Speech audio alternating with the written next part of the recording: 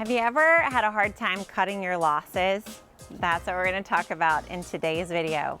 When to decide that enough is enough and it's time for that plant to go. Let's get into it in today's video.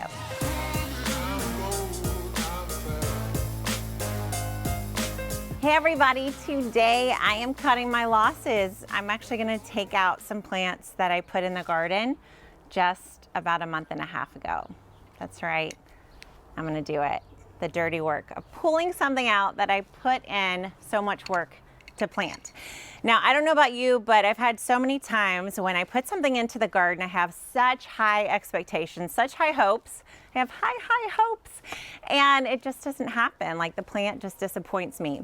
Last year and even the year prior, actually the year prior was pretty awesome, but last year I had some things that I let go in the garden a little too long. So they weren't doing great. And I just thought, they're gonna turn a corner, it's gonna get better.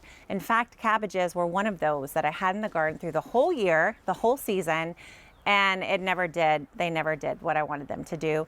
Ended up tossing the whole thing in the compost and just wasted that space. Now, if you've got a huge farm and lots of land and a million boxes, go for it. But what I found over the years is that because I only have so much space in my raised beds, that constraint can really help me make better decisions. So today I'm gonna make one of those decisions, and that is I'm gonna take out the cabbages that I transplanted into the garden at the end of March. So not all the cabbages. My Napa cabbages, if you haven't seen them, the other videos on them, they're doing fantastic. I love them, they're staying. But these cabbages here in the middle beds, I planted these by seed indoors back in February and transplanted them the end of March. And as you can see, they're just spreading out so much, and none of them are really starting to form a good tight head. So I've been watching them. I have been following the details of things I need to do to make them form a head, and possibly this one is starting to, but my gosh, it's gonna take literally all summer long for this to happen. And I love cabbage, but I do not love cabbage that much, right? My beds are not that big, so I've only got a total of 90 square feet of kitchen garden space. And that really it really constrains me to grow the things that are most important and the most successful. And what that means for me right now is that I'm actually gonna take these out of the garden. So I was looking back at a video from last year in my garden, and in this space, instead of cabbages, I had spinach planted. And that spinach was incredibly prolific, and I was using it for lettuce, for salads, for smoothies, for all kinds of stuff. And I walked out here and I thought, I haven't even harvested these yet. They're gonna take 90 days at least, and then probably still disappoint me. And so I just decided they're done. They're moving out. So we're cutting our losses today, and I am literally cutting them. So I am not going to be pulling them out from the root. I'm gonna cut right at the base, just like that. Now, this isn't wasted, so I can take these leaves and I can make like a sauerkraut or a kimchi, or even a salad. So they're not wasted. I'm gonna put them in my harvest basket, so it doesn't go in the trash, but I'm just not gonna give them any more space in the garden. So, cutting my losses here, just gonna go along, cut with scissors. Now, another way you can cut is with a hori-hori. I have one of those tools here. Hori-horis are one of my favorite tools in the garden. It's like a 5-in-1 tool. So you can dig with this thing, you can measure the soil with this thing, you can like scoop and make a trowel, like where you're gonna plant a seed, a row of seeds, and then it even has like a saw on it. I mean, this is like the Swiss Army gardener tool, you know what I'm saying? So you can take it right here and just saw, and you sawed it off. So I'll do another one to show you. So I can come here to this plant, go to the base, and just saw it down. Now, as you can see, I have plenty of other things planted here already. I've got a lot of lettuce. I may come back and put some spinach like I had last year here in its spot. That's probably what I'll do right away. But we're also about to enter the warm season here in Chicago. We're about to be free of frost. And so I'll have a ton of peppers and eggplant and all kinds of warm season things that I can put in here in its place really within literally a matter of days. In fact, I don't even see, I don't see frost on the forecast at all. Do you? No? I'm talking to Eric, my cameraman. He says no. So we're gonna just say probably right away, I can go ahead and replant with warm season stuff. So if you're ever asking the question whether you should cut your losses, here are a few questions to ask yourself. Number one, what is the main reason I'm growing this plant? So sometimes there have been things in the garden that aren't doing great. And my answer to that question was, I'm growing this plant to learn how it grows.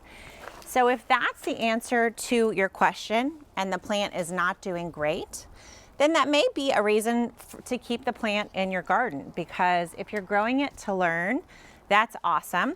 And you're gonna learn more if you keep the plant in your garden longer. If that were the case for me right now, like if I said, I just want to be successful growing cabbages, then I could choose to keep like 1 or 2, and maybe I'll do that. Maybe I should have done that already. Oh well, but you can choose to keep 1 or 2 to learn the lesson. But with the other plants, you could go ahead, cut them out and count your losses. So that's one question to ask yourself. Why am I growing this plant? Second question to ask yourself is, do I have space to leave this plant and still grow all the other things that I'm interested in growing? That to me was the kicker for these plants, because the answer for that for me was no. I didn't have space for all the other things I know that I'm gonna love and enjoy. I did not have space for them in addition to these plants. Now I am seeing a few plants that possibly maybe I might leave just to see if I could get one successful cabbage of this type. I'm counting my bets that I'm definitely gonna get Napa cabbages. So that's gonna make me feel successful, right? But maybe I'll leave just one of these to experiment with. So that's the second question to ask yourself is, do I have enough space to plant all the other things that I want and leave this thing in the garden? That's another question. And then I would say the third question would be, how much time do I have to keep testing this to see if it might turn better? Or how long do I want to give this thing? So last year, I think that question would have benefited me a lot because I had a good number of things that I left in the garden, and I just kept leaving them, right? So it was like a month passed, 2 months passed, and they just still weren't turning into what I was hoping they'd become. And I should have just set myself a time limit. Like if by day 45, this thing doesn't look any better, it's going. And so that's what's giving me this resolution now, to go ahead and take care of these plants now, because I know they've already had 45 days in the garden, and I would have really preferred this to have been spinach rather than all this cabbage. All right, I am almost done. What do you guys think? Should I leave 2? I'm just gonna leave 2, okay? I know I hear you guys out there. You're sad. You're sad that I just pulled up all those plants. So for you, I'm gonna leave these 2. Stay tuned, and we'll see if we end up letting them stay all season long or if they just get to stay for another week. All right, the good part of this is, look at this. This isn't a loss, right? This is a lesson. So I still got tons of delicious, awesome growth. I can make a ton of kimchi with this, a ton of sauerkraut, lettuce wraps. There's a million things I can do with this cabbage.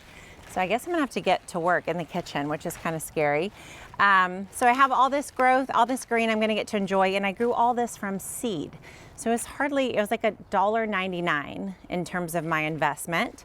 I gave it some time. I learned some lessons, and I'm a better gardener for it.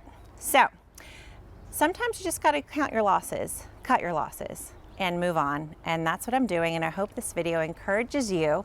If you have something that's taking up space in your garden and that you would prefer something else to be in that space, and it's been plenty of time, you've given it plenty of time to show if it can work or not, I hope it sets you free to count your losses too. There's no such thing as a loss in the garden, just a lesson. I think my neighbor just ran over a dog or something. Thanks for watching, and I'll see you next time.